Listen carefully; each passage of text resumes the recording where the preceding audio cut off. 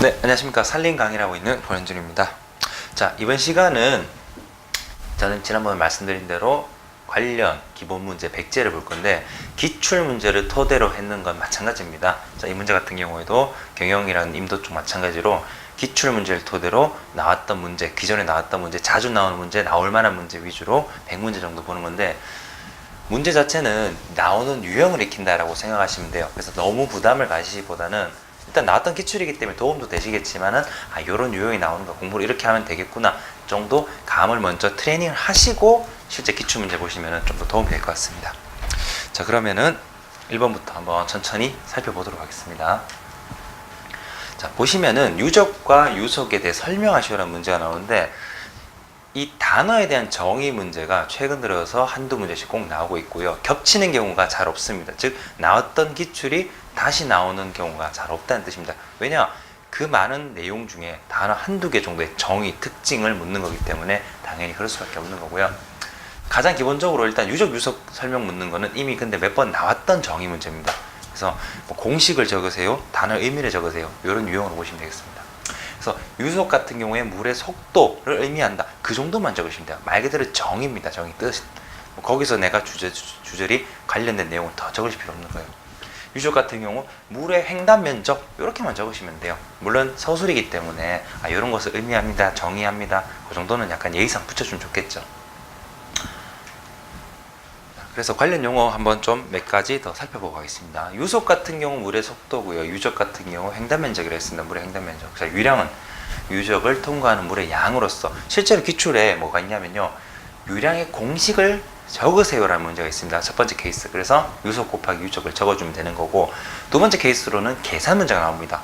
그러면 유속과 유적을 주고 유량을 구하거나, 혹은 유량과 유속을 주고 유적을 구하거나, 세 개 중에 결국 하나를 구하라는 식의 문제가 나오게 될 겁니다. 그렇게 나오고 있고요. 윤변 같은 경우 물에 접속되는 배수로의 길이, 그리고 경심은 유적 나누기 윤변입니다. 경심 같은 경우에도 나름 이미 몇 번 나왔던 사례가 있는 기출입니다. 그러니까 계산 문제로 나왔던 적이 있고요. 그리고 정의 문제로 한번 나온 적이 있어요. 그래서 유적을 윤변으로 나눈 값을 의미합니다. 그 정도로만 하시면 되겠습니다. 자, 임기유속 같은 경우 계상에서 침식을 일으키지 않는 최대 유속을 의미한다. 이렇게 한번 지나가면서 한번 쭉 정리를 하시면 되겠습니다. 자, 그럼 다음 내용 넘어가겠습니다. 자, 두 번째 보시면은 중력에 의한 침식의 종류 3가지를 적으세요. 자, 이런 문제가 있었는데, 어떤 특정 종류 적는 문제는 그런 유형 문제 자체는 정말 많습니다. 뭐 사방댐에 관련된 뭐 기능 몇 가지 적어라, 아니면은 뭐 어떤 그 지적, 어떤 지점 같은 거, 어느 지점이 제일 좋을지 뭐 3군데에 적어봐라, 이런 식의 종류 문제는 빠지지 않고 나오는데, 침식 종류 이것도 나오기 좋은 문제라고 보시면 되겠습니다. 붕괴형, 지활형, 유동형, 사태형 침식 4가지가 있고요. 3가지만 적으랬으면 3개만 적으시면 되겠죠. 자, 요런 유형, 그리고 요런 기출이 있었다는 거. 자, 그리고 3번 보시면요, 물에 의해 발생되는 침식의 종류 4가지를 적으세요가 있습니다. 이 물에 의해 발생되는 침식 같은 경우 실제 기출 사례는 없습니다. 아직까지는. 이제 필기 때는 한번 나온 적은 있지만 그만큼 중요도가 좀 떨어지는 내용인데, 요런 거 요즘에는요, 이런 자주 나오는 문제들은 어느 정도 한 반 정도 이상은 그래도 나오는 편인데, 이렇게 정말 사람들이 간과할 만한 거, 특이한 거, 그리고 잘 안 나오던 거, 그런 것에서 한두 문제씩은 꼭꼭 가져오고 있습니다. 그래서 일부러 어차피 이론에 넣어봐야, 이론 쪽에서는 여러분께서 솔직히 알고 있어요. 어차피 이론을 잘 봐봤자 머리에 잘 안 들어옵니다. 오히려 문제 형식으로 보시는 게 좋을 것 같아서 이런 식으로 일단 준비를 했습니다. 자, 그래서 말 그대로 물에 의해서 비에 의한 우수, 그리고 하천, 지중, 바다 침식, 이렇게 4종류가 있다는 거 체크해 두시면 되겠습니다. 그래서 나온 사례는 없지만 가능성이 있다는 그 정도로 보시면 되겠습니다.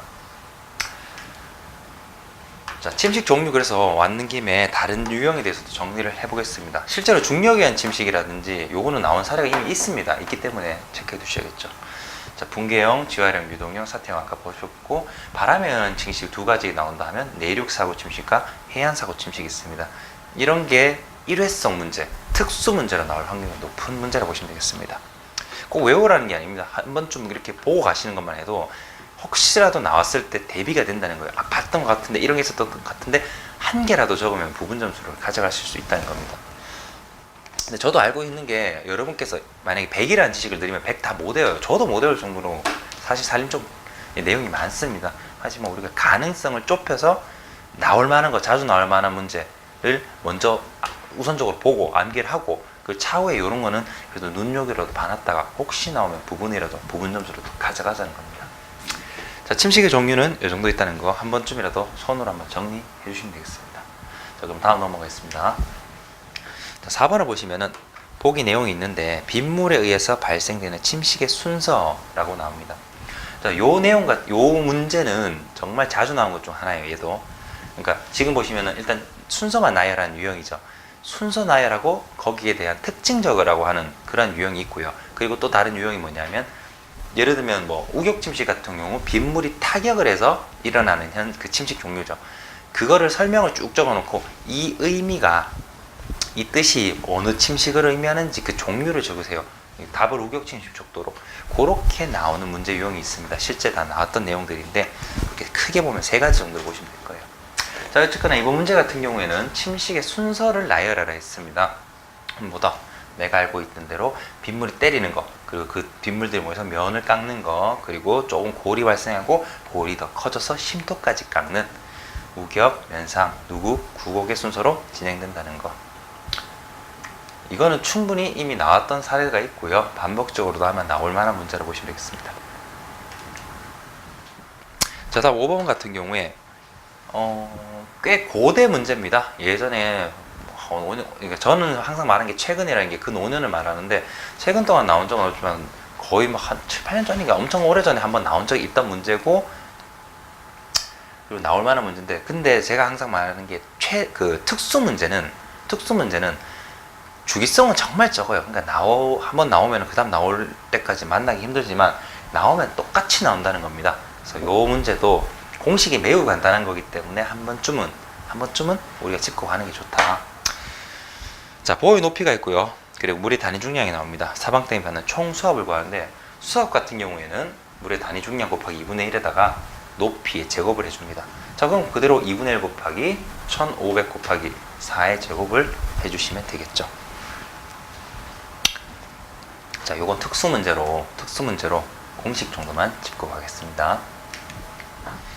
자, 그리고 6번 빗방울이 지면에 타격하여 토양이 분산하는 가장 기초 초기 단계를 적으세요 라고 되어 있는데 이게 아까 말씀드렸던 4번 문제 유형 중 하나입니다. 4번 같은 경우 순서를 적는 거였다 하면 이번 문제 같은 경우에는 자, 요 설명이 뭘 의미하는데 요걸 묻는 문제입니다. 자, 그럼 뭐죠? 지면을 타격한다, 우격, 침식으로 해주시면 되겠죠. 사실 기본 문제를 준비하면서 이제 예전에 나왔던 기출 문제나 자주 빈도가 매우 높은 문제들 모아보면 야, 얘들만 다 봐도 100문제 요것만 다 봐도 어느 정도는 답이 나오겠다 싶을 정도로 계속 반복해서 나오더라고요. 이게 엄청나게 문제의 유형이나 이거를 없지 않는 이상은 아마 그 범위 안에서 거의 나오신다라고 보시면 되겠습니다. 자, 왔는 김에 침식 순서랑 각각의 특징에 대해서 한번 보겠습니다. 좀 줄였습니다. 우격 침식 같은 경우에는 입자를 타격했는 가장 초기 단계, 그리고 면상은 표면 전면을 10개 유실하는 것, 누구는 잔도랑이 발생하는 것, 구공은 이 도랑이 커지는 단계라고 보시면 되겠습니다. 우격, 면상, 누구, 구곡 순서입니다. 필요하신 분들은 잠깐 정지하셔서 정리 부탁드리겠고요. 저는 계속해서 일단 진행하도록 하겠습니다. 자, 그리고 7번 분기형 침식의 종류 4가지를 적으세요. 자, 분기형 침식 아까 우리가 봤었죠. 계속 이제 나오는 유형들이라든지 이제 기출 들어가면은 제가 관련 유형 비슷한 문제, 나왔던 문제 계속 반복해서 돌릴 겁니다. 그래서 한 문제만 보는 게 아니라 나왔던 유형 2-3문제 정도는 함께 계속 보게 될 겁니다. 물론 특수문제 같은 경우, 특이한 문제 같은 경우에는 그 일회성이 그치기 때문에 뭐 다른 유형이 없으니까 설명을 못 드리겠지만은 앞으로 이제 아까 봤던 것도 또 나오고 해서 공부하면서 같이 외우도록 그렇게 공부를 계속 진행할 겁니다. 자, 침식의 분기형 침식 종류 4가지, 산사태, 산붕, 북락, 포랑, 암설, 북락이 있습니다. 그 중에 4가지를 적어주시면 되겠죠.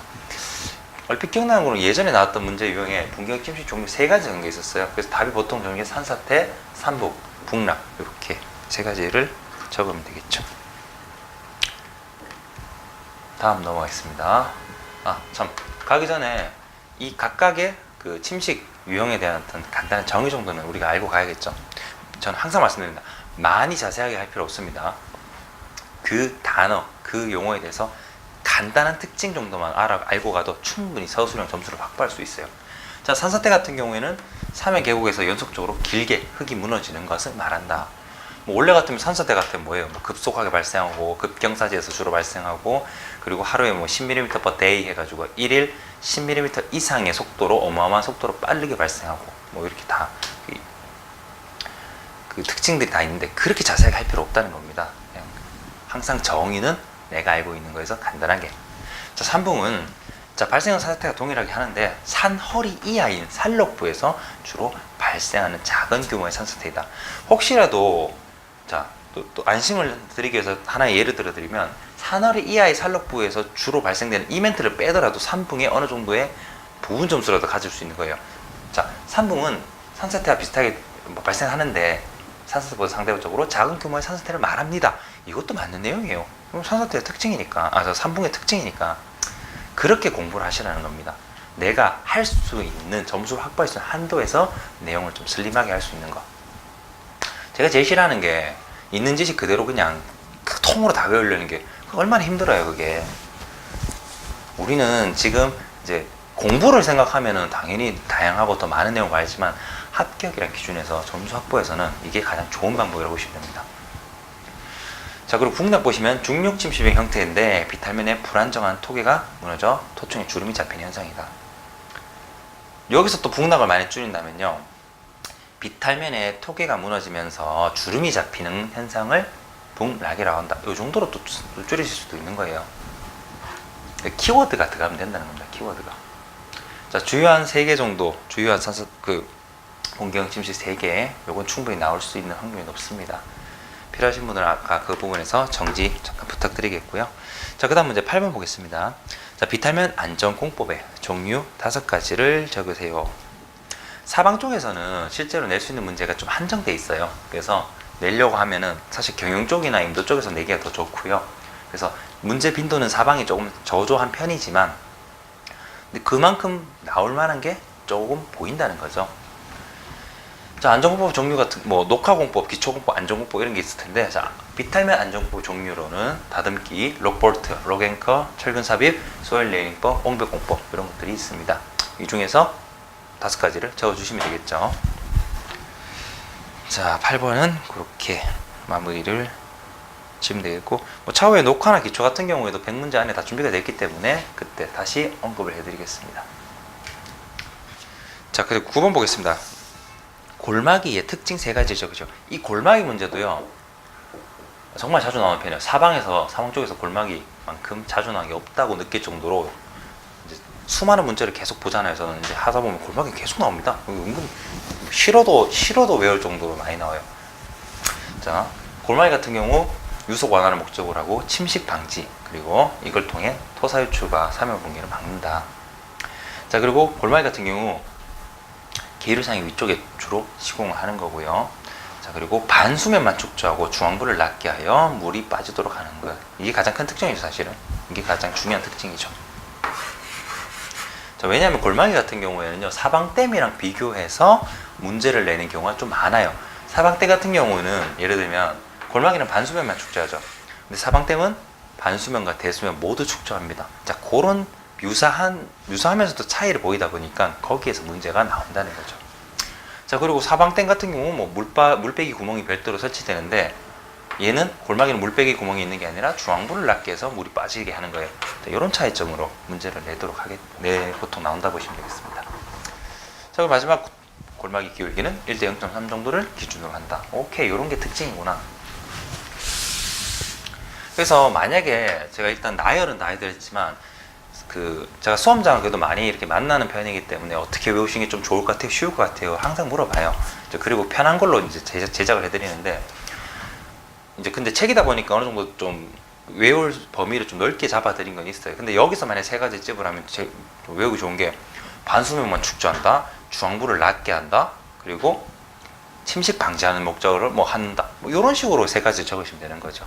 굳이 막 10개 주제리 뭐 기울기 혹시라도 근데 기울기는 제가 좀 외우라고 말씀드린 게, 최근에 보면은 사방 쪽에서 기울기 기준을 좀 묻는 문제가 좀 나와요. 그러니까 몇 쌓기, 뭐 찰쌓기, 기울기 기준은 뭐 얼마인 것처럼 그런 것 때문에 골마기 같은 경우에도 돌골마기 같은 경우 특정하게 많이 짓는 거기 때문에 충분히 나올 수도 있습니다. 그래서 이 정도만 이 정도 안에서는 그래도 좀 외워주시면 될 것 같아요. 자, 그렇게 9번 마무리 짓도록 하겠습니다. 그리고 뒤쪽에 보시면 아마 유첨 형식으로 조금 더 그 자세하게 나열이 돼 있을 거예요. 근데 이건 어디까지 참고로 하시고 본인 스타일 맞춰서 조금 더 슬림하게 만드시는 걸 좀 추천을 드립니다. 아까처럼 이제 요 문제처럼 이것도 좀 어떻게 보면 줄인 거예요. 거기서도 또 말씀드렸듯이 이런 식으로 본인 스타일 맞춰서 좀 줄이시는 것도 저는 개인적으로 좀 추천드립니다. 자, 10번 보겠습니다. 바닥마기의 시공 목적을 적으시오라는 문제가 나옵니다.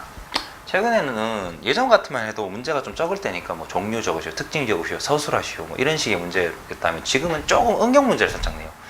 예를 들면 이렇게 이걸 왜 하는데 시공 목적에 대해서 시공 목적에는 사실 제가 보기엔 뭐 특징이나 아니면 정의라고 볼 수도 있는데 자, 바닥마기 같은 경우 바닥을 막아주는 거예요. 질보다 바닥에 퇴적된 토사 유실을 방지하는 막아주는 것을 주목적으로 한다. 이렇게만 적으시면 되는 겁니다.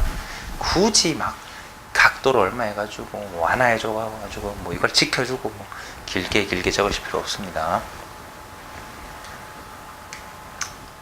자, 그래도 바닥마기가 나온 김에 다른 것 나올 수 있는 거 한번 체크하고 가야겠죠. 자, 이게 바닥마기의 기능이자 목적이자 정의 이거 일단 체크하고 자, 그리고 바닥마기는 사방댐보다 낮은 높이 1에서 1.5m 정도로 하고 물바지의 길이는 바닥마기 높이의 1.5에서 2배 정도로 한다. 요거는 유형으로 만약에 나온다 하면 가능성은 좀 적은데 요즘 좀 이런 유형이 많아서 이런 식으로 갈로 해가지고